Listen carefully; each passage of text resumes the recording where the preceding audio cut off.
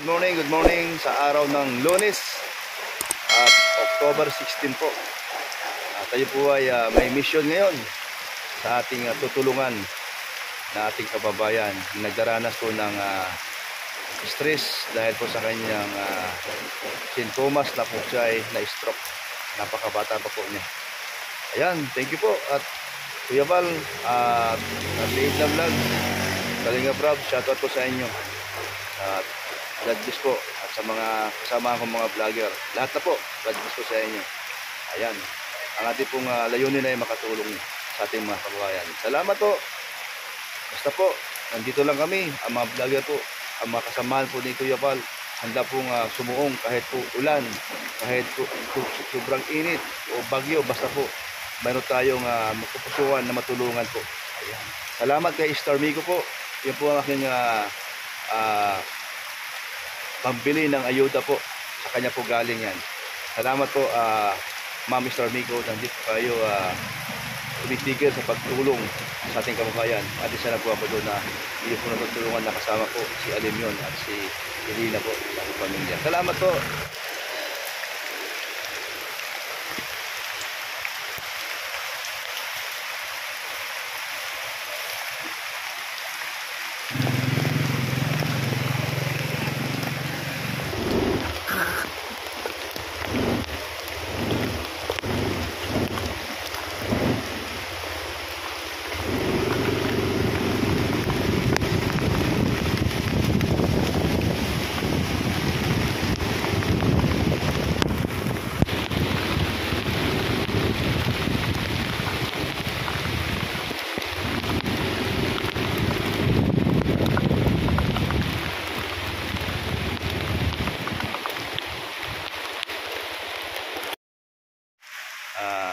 Ayan po mga kalingap, nandito na po tayo sa bahay ni Michael na tipong bibigyan ng kunting tulong po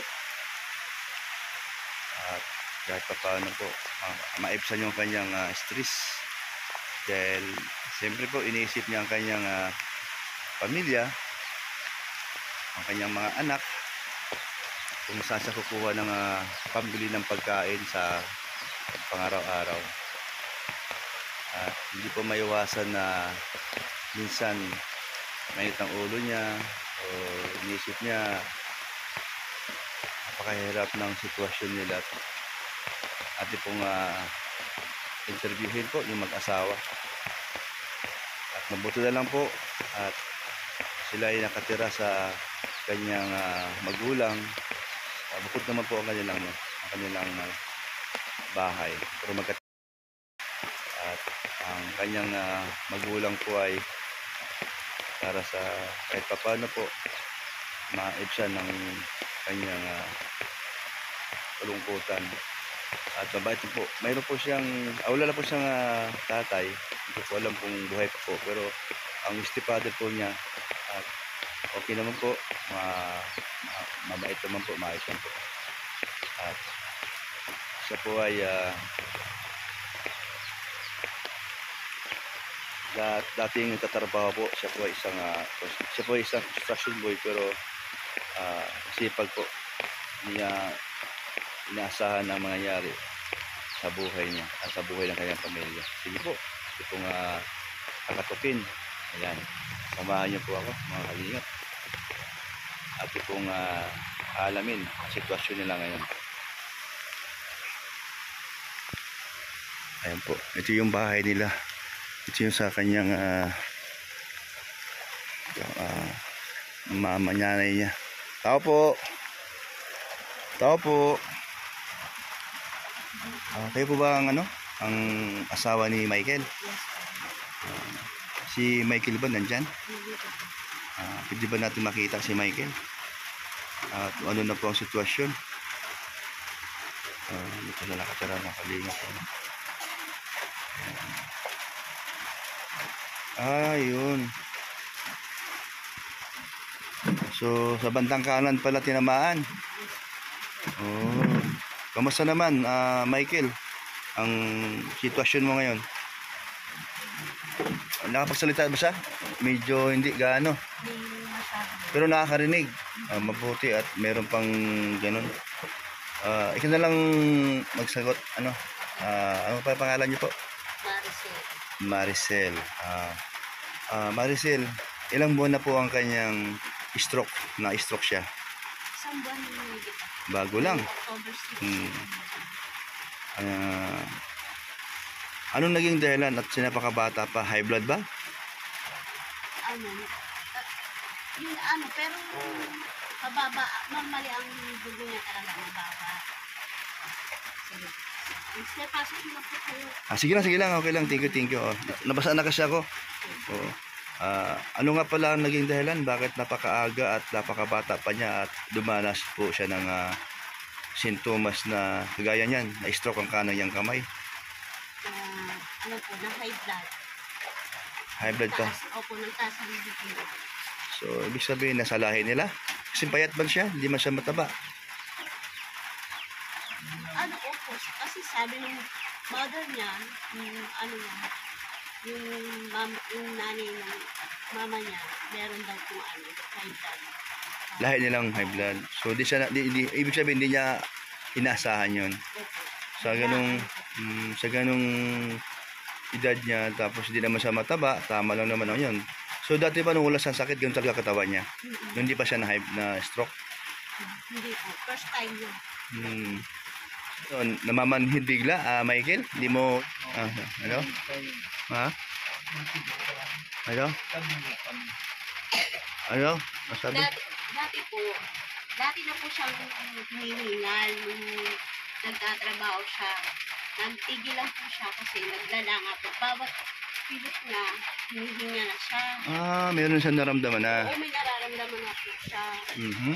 Tapos, yun nga, nagsasabi siya kay mama sa amin na Minsan, nagsabi siya sa amin na nangangali na yung kanang kamay niya, nangangalay. Na-check upan po namin siya sa may RH sa center. pero hindi pa siya na-stroke yung time na yan. Pa po. Okay. Ay, Tapos grabe. nag-inom na po siya ng gamot kasi clear naman po siya sa laboratories, tapos sa baga. Ang findings lang, saka sa ultrasound po, ang findings na nga sa kanya, hanggang sa ECG, sa puso po. Niresetahan po siya ng gamot na parang sa puso. Doon po nagsimula, doon kung kailan nag-inom siya ng gamot, nagdala. Na may stroke na po siya, mga 2 linggo, nag-iinom na siya ng gamot doon, na may stroke siya. Yung pagka-stroke niya, nasabi sa'yo na di na magalaw yung kanyang kanang kamay, tsaka yung plating katawan. Nagulat po ako kasi madaling araw po nangyari yun. Hindi naman siya nagsasabi na basta narinig ko na lang po siya, umuungod. Ayun, meron siya naramdaman yun. Michael, yung ungol ka, yun na ba yung para namamanhid yung kalahating katawan mo? Tama ba? Ano sabi niya? Opo, wala na daw. Wala wala na nararamdaman yung kanang bahagi ng katawan. So nakakalungkot ano. So ngayon, anong gamot at ang iniinom na para dyan? Meron naman. Meron naman po. Sa maintenance. Meron kasi akong papainom sa iyo yung iniinom ko din. Kasi nung umuwi ako ng Malalag, nakatatlong may stroke din siya. Yung pangatlo medyo grabe na ata kasi di na rin siya makatayo. So, meron akong binigay sa kanyang pinapainom. Pangatlong araw lang yan kasi wala naman ako masyadong dalang gamot noon. After nung 3 days na aking isang binalikan, sabi nung kapatid, nag-improve yung kanyang kamay na yung mga daliri na hindi siya nagalaw. Nagalaw ng ganun daw. So, kasi natuwa naman ako. And then, yung kain niya medyo ganado. So, basta iwas lang dun sa mga pagkain na nakaka-high blood. Okay naman. Ngayon, naalala ko lang dahil nga may stroke. Pinakausap ko si Donat kanina kung pwede ko siyang puntahan dito at matulungan din. Sabi sa akin ni Donat, puntahan mo, Kuya Brook. Painumin mo siya nito. Saglit lang kukunin ko. Ayan, sige po. Painom mo yung 4. Yung aking iniinom, yung bara sa ugat, tinutunaw niya yon. Para yung dugo mag-circulate ng maayos sa buong katawan. And then, 4 po ang papainom naman. 4 po ang papainom. 4. 3 araw yan, 4 ha. Okay. And then, tawag ito. Bukas, isabay mo na. Hindi naman yan, Hindi naman yan, kasi maliit lang naman yan. After 3 days, aki kang babalikan. Tapos, anong pagbabago dun sa katawan mo, no? Pagka nakita mo na ayos, bibili tayo ng marami yan dun sa sentro. Sa dun ako nabili. Kukunin mo. Marami na akong tinutulungan na binibigyan ko. Pati yung yung mga kasukasuan, sakit sa likod, nawawala yan. Tago mo yung sobra. Bukas ulit umaga, nung wala pa sa kinakain. Mas maganda. Yan. Bukas yan, mamaya maramdaman yung pagbabago. Tapos tataba pa siya niyan. Basta wag lang yung pang-high blood. Kapag tumaba na siya, doon sa pagkain, control na siya. Michael, Tsaka yan, yung pangtanggal sa stress, para maging cool ka ba. O basta huwag mo isipin yung mga problema, normal naman yun eh. Kasi pagka idadaan mo pa sa itong ulo, mas lalo kang ma-stress at lalong hindi ka gagaling. Siyempre atin namang inaasahan or na magpa-pray mo kay Lord na gumaling ka dahil ang mga anak mo maliliit pa. Ilan ba anak mo? 6. Ay, isi ba yung bunso? So yung 6 na yan, di natin mawari o di mo maisip na kawawa sila dahil ikaw ang padre di pamilya at ikaw ang naghahanap buhay. So ngayon may problema ka nga, naging inotil, tama? So wala kang magawa kundi nakaupo ka lang o nakahiga, wala kang magawa dun sa gagawin mong gustong kumita para ikaw ay makatulong sa pamilya mo. So wag ka mawalan ng pag-asa at mag-pray ka kay Lord na magmilagro sa sayo na bumalik yung dati mong lakas. Kung ano mo yung sinabi ng doktor na bawal kainin, yun ang sundin mo, kung bawal magkape, bawal ang kape, di ba? Wag ka magkakape, So meron akong dyan, nadalang grocery, 5 kilong bigas, Milo. Ikaw nagkakape ka naman, di ba? O ikaw lang magkape, huwag mo sa pagkape, Milo na lang siya. And then, yung Milo na di masyado maraming tubig para wala na sukal yon. Siguro mga kalahating mag lang yung tubig o mahigit sa kunti para medyo matamis-tamis. Kasi matamis naman ang Milo. Wala sa asukal. Ayan. Basta iwas init ang ulo, ha. Ang mapapayo ko lang sa iyo na huwag ka nagagagalit sa nagbabante sa iyo, nag-alaga sa iyo. Kasi baka mamaya pag nainis yan, iwanan ka nun. Yan lagi kasi may mabuti ngayon, meron ka pang pandinig. So thank you pa rin kay Lord na meron kang pandinig, nakakarinig ka pa pag kinakausap ka ng mga kausap mo. Yung iba doon, totally wala. Di ba? So, ngayon nakapagsalita ka ng unti-unti. So, meron akong pinapainom sa'yo. Baka makatulong yan sa'yo. Kaya makikita natin after 3 days, ha? Ako naman inom ko yan araw-araw. Kaya yung dati kong masakit ang batok, pag ako nakain sa mga dinaiwasan, may baboy tayo kinakain. O naparami ako ng kanin, dati sumasakit ang bato ko. Nung ako'y napainom yan, 2 taon na. Wala na ako simula noon, nang inom ko, wala na akong naramdaman sa aking batok. Sa pakiramdam ko, yung aking dugo, nagsisikulit ng maayos. Malaking yan, pati yung atay, pati yung kidney, yung dumi doon, tinatanggal niya, nililinis niya. Kaya yan, tawag niya, cleansing, kaya sigurado matutuwa ka sa maramdaman mo yan bukas umaga o mamayang gabi kung ininom mo ngayon. Tapos kinabukasan ulit, inom ka ulit, ha. Tsaka pag once na parang ang pakiramdam mo, parang gumaan ang pakiramdam mo, Malay mo, bigla ka na lang maglakad ng maayos. Pero ano mo rin, tulungan mo siya. Isilutin mo yung kanyang ano, yung parting paa niya, lahat. Lalo na dito. Lalo na dito. Ikaw ang makakatulong din sa kanya na silutin mo, ano. O kaya mama niya, di ba? Sige lang, ano. At saglit, kukunin ko lang yung ano, yung aking ibibigay sa iyo na ano,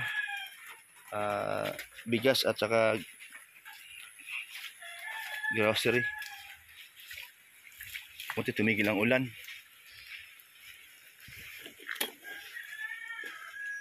Ay, Maricel, pwede patulong? Halika, halika.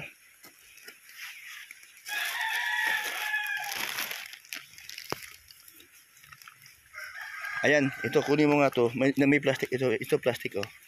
Ayan oh, mayroong plastic kasi hawak ko yung cellphone ay saka na ulan pa. Ayan. Kaya ko dyan ganyan para magkasya lahat. Ayan, yan. Huwag mo sa pakapihin ha. Oh, ikaw lang. May Milo naman dyan, mga bata. Ayan po. Anong hanap buhay mo ngayon, Maricel? Dahil yung asawa mo di makapaghanap buhay. Nagtitinda po ako. Nagtitinda ka ng... Oo, ng pang-almusal, mga pang-merienda. Mabuti Ngayon, naman. hindi po ako nagtinda. Pag meron kang ganun na tinitinda, total naman medyo malapit-lapit naman yung pinapagawa nun. Matik na yun ha. O, dala mo sila ng ano doon, merenda, yung mga gumagawa doon. Para di ka nalalayo. Huwag mo tanungin. Ito, merenda nyo. O.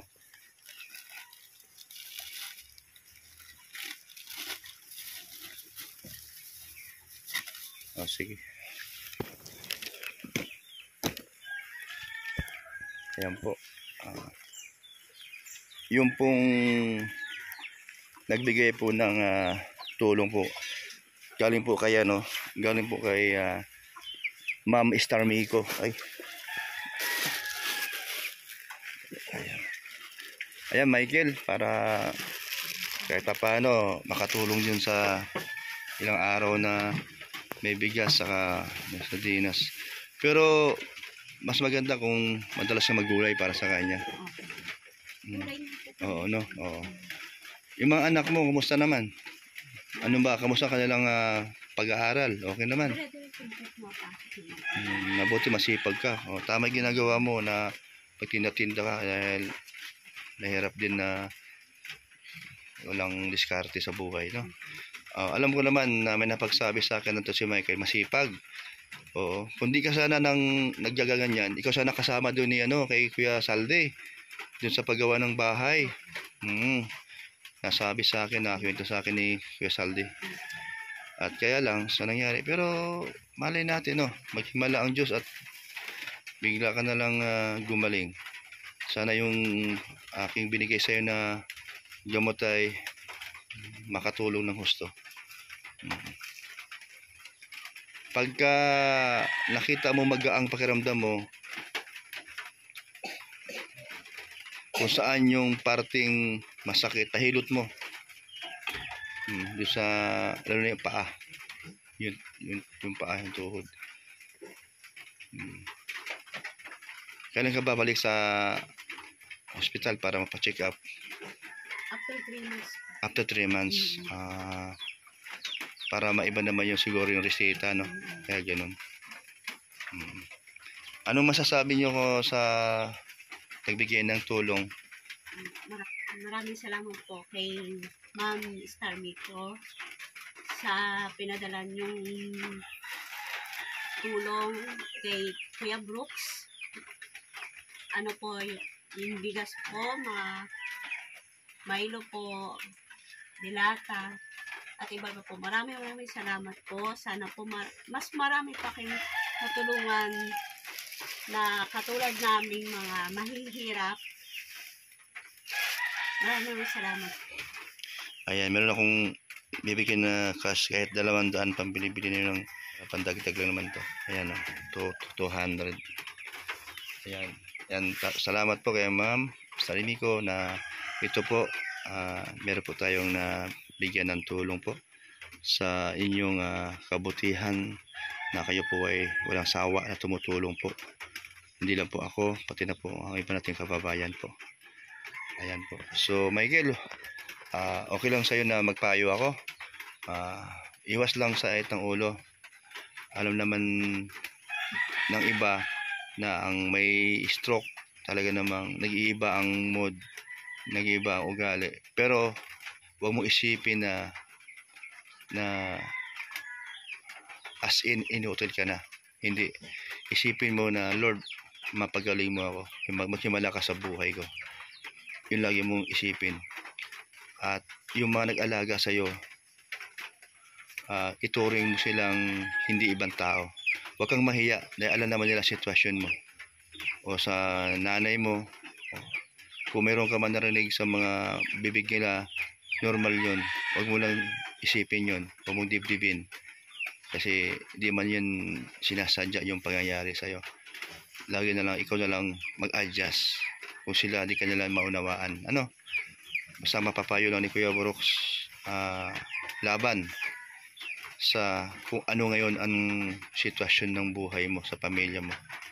At ipag-pray nyo rin na tuloy-tuloy ang aming pagtulong sa inyo at si Johnny Donut na muling makabalik at matulungan ulit kayo, mabigyan na kayo ng kunting kahit papaano may kunting tulong. So Michael, basta ilang taon na si Michael? 39. Sige lang, basta iwas lang sa ait ng ulo, ha? At maunawaan naman nila sitwasyon mo, yung nakapaligid sa'yo. Kung meron kang marinig, huwag kang magwawala. Kasi mas lalo kang hindi gagaling. Mas lalo kang ma-stress. Yun ang iwasan mo, na huwag kang ma-stress, ha? Ako si Kuya Brooks, na malay natin next week, makatoy makabalik. At ako naman ay handang kung anong meron ako, susuporta ako sa'yo. Ayan, sige. Kung ano kasi may sakit. Ay, masakit din siya. Opo. Meron na sa gamot iniinom. Pinapainom mo yung bandasmagan. Manghitulong ng herbal. Ayan. Sige. Bye-bye, Michael at Maricel, Basta ipag-pray na lalo na kayo mag-asawa.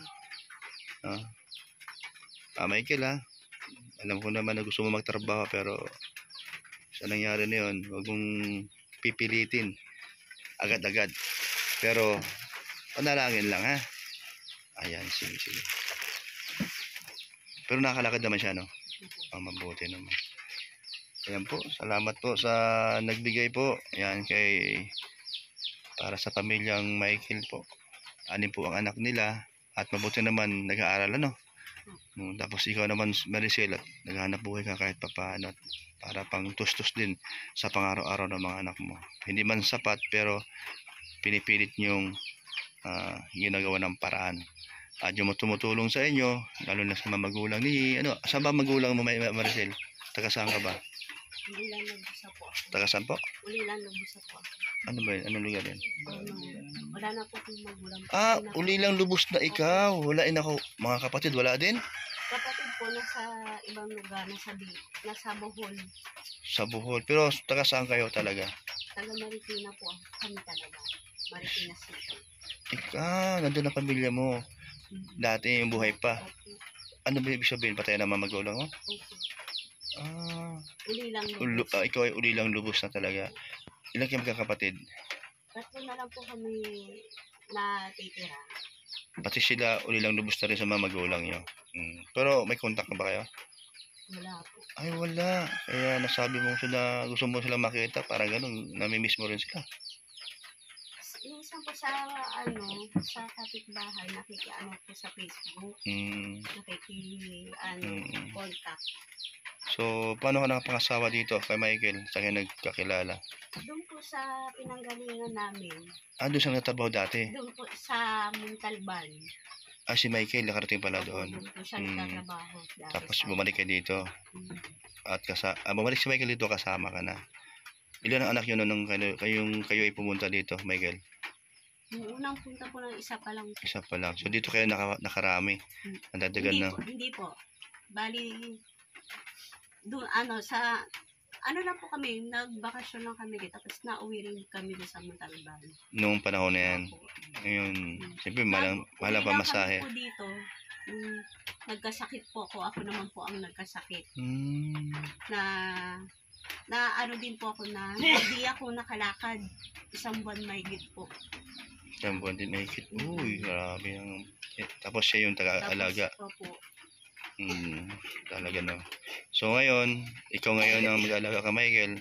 Promise mo na di mo iwanan si Michael. O, kawawa naman, di ba? O, kaya Michael, huwag mong awayan si Maricel, ha? Kung siya man Naiintindihan ko naman po siya kung madali siyang mag-init ang ulo. sinaintindihan mo, Pero, kung si Michael naman kaya niyang i-adjust yung kanyang ganung pag-uugal para hindi naman ikaw maiinis. Kasi minsan nakakainis din, pag sumusobra na yung kanyang Hindi siya, talagang madalas po siya mag-init ang ulo. Oh, dahil nga dun sa sitwasyon niya. Ganun daw talaga, sabi nila. Pero, kaya mo yun, ha? Yung aking pinainom sa gamot, medyo, may dalang, pampakalma.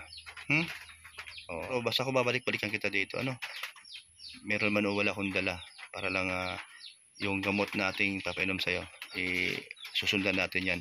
After 3 days na pag-inom mo na yan, yun ang aking alamin pagbalik ko, Ayan, sige. Ayan. Thank you po. Thank you po, mga kalingap. Ayan po. Babay na po sa inyong dalawa. Salamat At po. ano ang anak mo ng pangalan? Princess po. Princess. Oh, kanta ka na. Kanta mo si papa mo.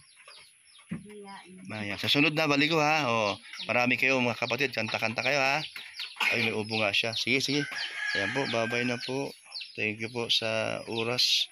Ayun po, wala na pong ulan. Tumigil na po. Kailan nabasan na po tayo. Pero okay lang po. At least tayo ay mayroon tayong na bigyan ng tulong. Ayan. Mga kalingap, tayo po ay nakarating po dito sa bahay ni Michael. At atin pong nabigyan ng kunting tulong po. Nagaling po kay Ma'am Star Micod po. Salamat po. At meron ulit tayong natulungan. Shout out po, siyempre, Ma'am Star Micod at Inday Guapa at si Maricoy Christy Permicelio at si Maricoy Miss Mary Vlog at si Vic Ali at kay Maricoy Laila Guerrero po at saka thank you din po kay Laila Mendoza. Ayan, shout out po. At sa lahat po ng mga ating mga kaibigan at sponsor po. Shout out po sa inyo. Ayan. God bless po. Bye-bye.